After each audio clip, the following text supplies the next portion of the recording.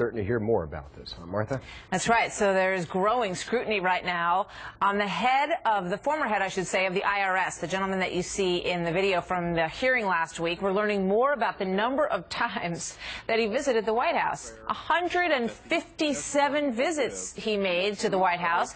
That is more than any other cabinet member. Just as a benchmark, Hillary Clinton was there about 43 times. Geithner, less than 50 times. So the details on the former Commissioner, Doug Shulman, are coming to light in these congressional hearings when lawmakers wanted to know why he had visited the White House so many times. What would be some of the reasons you might be at the White House? The Easter egg roll with my kids. Well, questions about the administrability of tax policy they were thinking of, our budget. That did not go over well. The Easter egg chat there at the end of that. Jonah Goldberg joins me now. He's editor-at-large for the National Review and a Fox News contributor. Jonah, this surfaced obviously during the hearing that he was there 157 times, but it has really sunk in to the sort of the kind of bloodstream on this story. And when you look at it, you see how many fewer times people who were much higher up and much closer to the president visited the White House. I mean, what comes next in terms of learning what his business was there on all of those trips? Yeah, no, look, I mean, it doesn't pass the smell test. I mean, the White House is constantly saying that this is an independent agency, it's not under any political direction, it's solely about collecting revenue. And then you find out that the head of the IRS has visited the White House more than the Secretary of State, more than the Secretary of Treasury.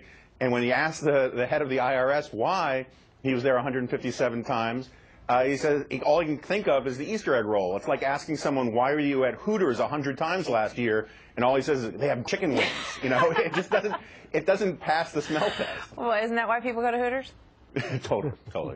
Anyway, moving right along. So, talk to me a little bit about the procedure from here, though, because you know what we need to know now is who he was meeting with, what the business of those meetings was, and clearly that should be the business of the American people. This is a presidency that was expected to be extremely transparent, very open about why people were in what's called the People's House, right? Right, that's right. And look, even if you didn't have these scandals, even if you didn't have not just the targeting of conservative groups with conservative names in their words in their names, and all of these increasingly disturbing anecdotes about groups like True the Vote and the Planned Parenthood and the pro-life group in Iowa that were really put through the ringer. Even if you had none of that, you still have the question of why was the IRS involved at in policy-making meetings in the White House if it's an independent agency. Yeah, and we know that there was likely a lot of discussion about health care that was going on there, and all of this brings into question whether or not they should have the relationship that they're designated to have with carrying out the president's health care law in light of all this. Very interesting exchange last night between Bill O'Reilly and Mark Everson, a former commissioner of the IRS. Let's take a look at this and get your thoughts on it. Mm-hmm. How many times did you go to the White House? You know, I don't have a precise number. My wife, at the time I was married, she actually worked on Al Gonzalez's staff. Sometimes I would. No, I mean on official IRS business. How many times? Right. I testified last year before Isaac's committee that I only went over there, to my recollection, once on a policy matter, an interagency policy matter, if you will. That was to talk about immigration reform.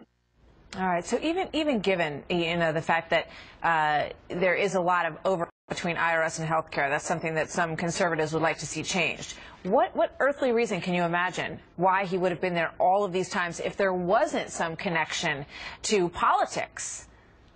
Right. And it's important to keep in mind, it's not like the commissioner of the IRS or any other government official goes to the White House when he or she wants to.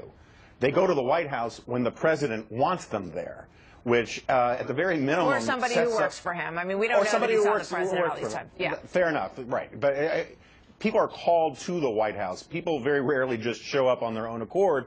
And so he was involved at some very fundamental level in the sort of the policy-making arm of White House decision-making, and I think that deserves to be outed. And I think I have to say that Darrell Issa is doing this almost exactly right. He's trying to build a factual record. He's showing deference where he can, I don't think this should go to a special prosecutor. I think that would be a bad idea. But Jonah, just to jump in, and I got to go, but, you know, should they bring Schulman back and put him under oath, as Bill O'Reilly was suggesting last night, and make him document the reasons for all of those visits, who he met with, what they talked about?